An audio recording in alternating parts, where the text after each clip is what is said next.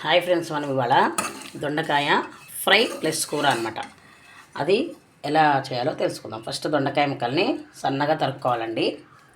సన్నగా పొడుగుగా తరుక్కోవాలి. తరుక్కొని ఆయిల్లో మంచిగా వేసి డీప్ ఫ్రై చేసుకోవాలండి. మనం వేయించినట్టుగా వడియాలు ఎలా వేస్తామో అలా వేయించుకోవాలి. ఆయిల్ తక్కువ వాడేవాళ్ళేమో తక్కువ వేసుకోవాలండి. ఆయిల్ ఎక్కువ వాడేవాళ్ళు మంచిగా డీప్ ఫ్రై చేసుకోవచ్చు. చేసుకొని మనం మళ్ళీ వేరే బాండి గిన్నెలో కొంచెం ఆయిల్ వేసుకొని కొంచెం శనగపప్పు, మినపప్పు, ఆవాలు, కొంచెం ఇంగువ, కరివేపాకు, 2 ఎండుమిర్చి వేసి తిరగమాత వేసుకొని ఈ ఫ్రై చేసినటువంటి ఈ దొండకాయలని ఇందులో వేసేసుకొని ఉప్పు కారం వేసుకోవడమే.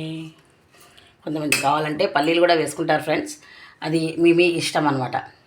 పైన కొత్తిమీర కూడా వేసుకుంటే చాలా బాగుంటుంది ఫ్రెండ్స్. పిల్లలు ఇష్టంగా తింటారండి. ఇది చూడండి, దొండకాయ ఫ్రై కర్రీ రెడీ. నా ఛానల్ సబ్స్క్రైబ్ చేసి నన్ను ఎంకరేజ్ చేయండి ఫ్రెండ్స్. బాయ్.